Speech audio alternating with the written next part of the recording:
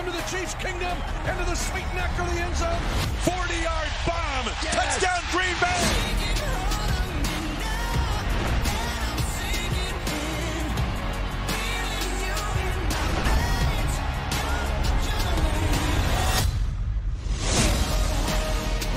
What a performance by Daniel Jones.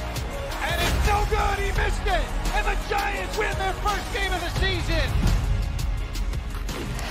Marinate on this, ladies and gentlemen. Stephen A's top 5 teams after week 2 of the NFL season. The Rams were number 5. The Ravens came in at 4. Cowboys in the 3 spot. Chiefs were at 2. And the Patriots in the top spot. So where do we stand after week 3? You know what time it is. That's right. You should know what time it is. It's time for Steven's A-List. The top 5 teams in the NFL, according to me, after week 3. You can bounce the Ravens out of there. You can't lose to the Chiefs and be in my top 5. Sorry, we're going to go to number 5 on this list. Give it to me, please. The Green Bay Packers. Marcus, why? Because they're 3-0. That's why. The number 2 defense in the NFL. That's why. And in case you didn't notice, Aaron Rodgers is a relatively pedestrian. 61% completion percentage. 4 touchdowns on the season. That's all. Still hasn't thrown an interception, but a QBR of 46. That's it. And they're still undefeated. Do you really think that's going to last with Aaron Rodgers? Please, you better ask somebody. They're in my top 5. Let's go to number 4 on the list.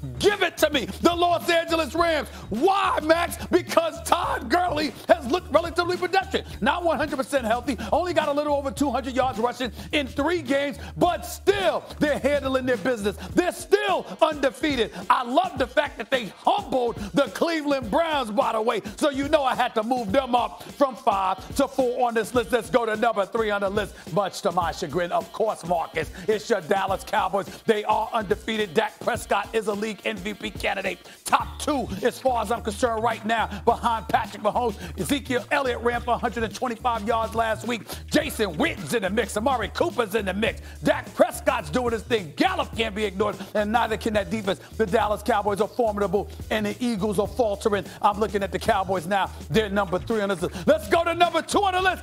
Whoa! It's the New England Patriots. Yes, they're undefeated, but their schedule has been mush as far as I'm concerned. Beating the Jets is no big deal. Antonio Brown is no longer on the squad. We saw them having a little bit of trouble offensively, even though they were running roughshod all over the New York Jets. The bottom line is Edelman's not 100%. I'm still looking for that elite wideout. I don't think they have him. It's a question mark, and that's why I got him at number 2, because we know who number 1 is. It's the Kansas City Chiefs. It's because of Patrick Mahomes. The brother's a superstar. He's spectacular. And oh, by the way, Robinson, Watkins, and these boys are doing their thing. Plus, Shady McCoy is back with Andy Reid. You got a running game as well. I'm looking at the Kansas City Chiefs as the number 1 team in the NFL right now after week 3. You got that right until the last 2. Look, you can't put anyone but the Patriots number 1 right now. For the same reason you said the Packers. Like, when Aaron Rodgers gets going, because it's an issue of when, not if. If that defense holds, Packers are going to be problems. But the Packers play this Thursday night. But the Patriots have had the best defense we've seen from a Belichick team in years. Everyone's bowling. Actually, the Chiefs are without Tyreek Hill. Kareem Hunt's not on the team anymore. Their defense hasn't been great. I think the Pats got to be number 1. Why the hell you got the Chiefs number 1?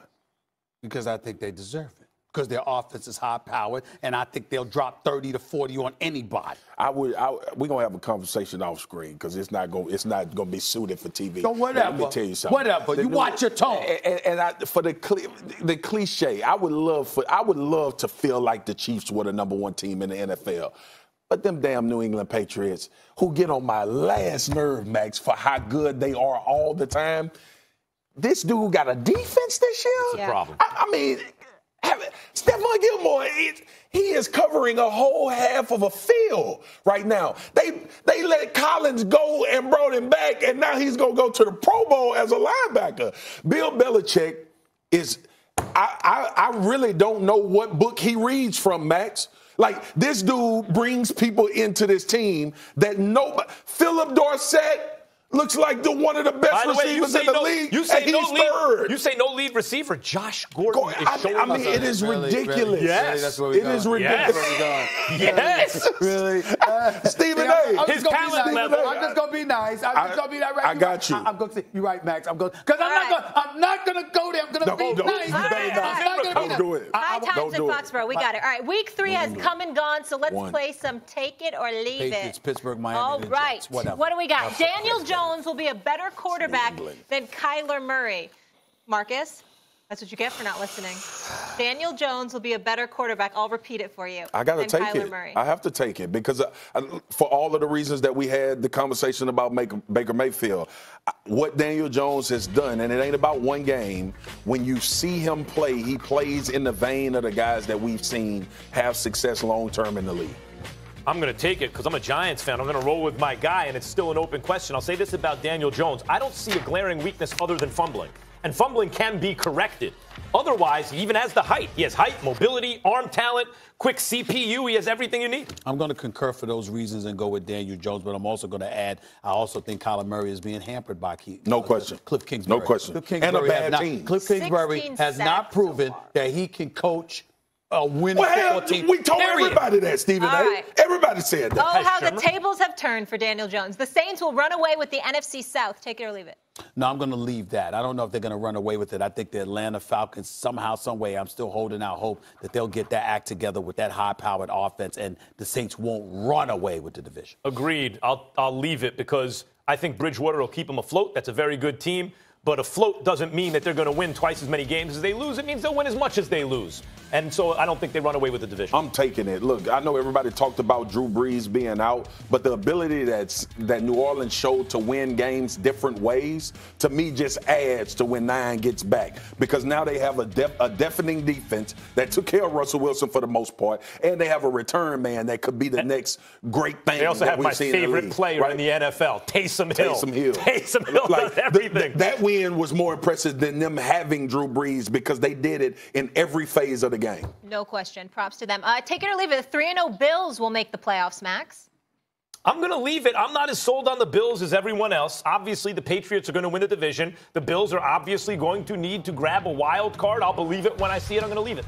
I'm leaving it just because I have to see the Bills, and I have to see if Allen can continue to roll throughout this season. And look, it's devastating when you are the Bills and you got New England in your division. That is just one of those hurdles that they won't climb this year, obviously. And then with the season continuing, teams will continue to get better as well. Folks got in I was actually on the road, and folks in the streets got on me. They accused me of sleeping on the Bills. They were wrong. I'm not sleeping. I'm snoring. Snoring. Like sleep apnea type snoring on the Bills. I don't give a damn about their 3-0 start. Victories over the Jets, the Giants, and the Cincinnati Bengals, who are 0-3. Marvin Lewis, that's him contaminating that organization. Still residual impacts or residual effects. Bottom line is this. The Bills will be humbled this week when they go against New England. Listen, they're going to they're going to challenge for a wild card, I guess. I don't see them. You believe in Josh Allen? Not yet. I don't. Not yet.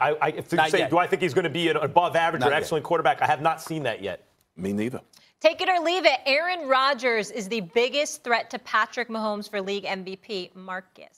I'll leave it. It's Dak Prescott.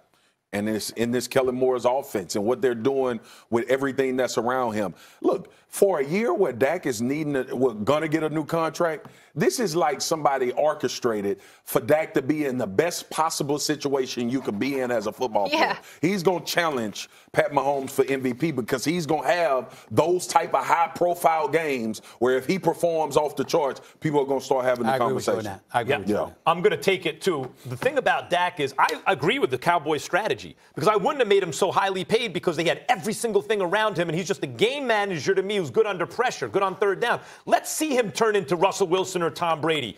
I didn't think it was going to happen this year. It did. That's bad luck. But that's a good problem to have. That a good problem to have is your quarterback's even better already than you thought he was. I tell people all the time, star quarterbacks don't hit the market. Dak is. But I didn't know he was really a star quarterback yet. He is. And remember, we had the conversation because I was out on making him the highest paid quarterback as well. But you see these performances, and this is the thing you tried to tell me. And just how he is as a leader. He's won. Yep. He's won. And led. Regardless of how you think it's looked. And by the way, he's although you give several quarterbacks, a bunch of quarterbacks, what Dak has around him, they would also be winning. But you can say that, Max. But again, you talked about getting it done. Max. He's getting it done. Listen, All right, take it no or leave argument it. for me. Mike Tomlin gets a pass for this season. No. He doesn't get a pass for this season because a big problem with the Pittsburgh Steelers is their defense. And not only that, there is no Super Bowl appearance, let alone a Super Bowl title since 2010. And for the vast majority of that time, you had Big Ben, Antonio Brown, and Le'Veon Bell. So because of that, don't get me wrong, he shouldn't be fired or anything like that.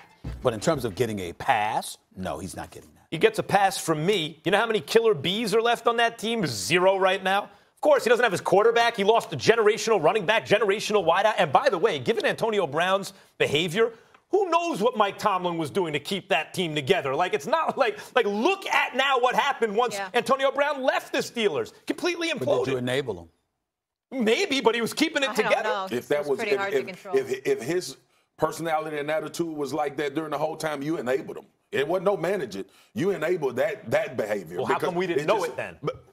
Because you enabled it. Okay. Because you made those reservations for him so he wouldn't be outlandish. Dude, listen, when Antonio Brown filmed in the locker room, that is the cardinal sin. Stay off of social media. But anyway, beyond that, to me, Tomlin gets a pass. You lose your franchise quarterback, anybody in the NFL loses their franchise quarterback, you get a pass on that. Jalen Ramsey's stock is dropping. Take it or leave it. Leave it. No, leave it. I mean, he's the best corner in the NFL. When you can tell a player, hey, go out here, get the number one receiver and lock him up, there is no price on that to a lot of people in the NFL. The Jaguars know that. Mm-hmm. That's why when a guy requests a trade, they still don't want to let him leave. Mm-hmm. And the other 31 teams in the league know that. Here's why you can leave it. Realize that the only thing people in the NFL can say about Jalen Ramsey right now is that he doesn't have a good relationship with Tom Coughlin. That's it. Well, most players would say, who does?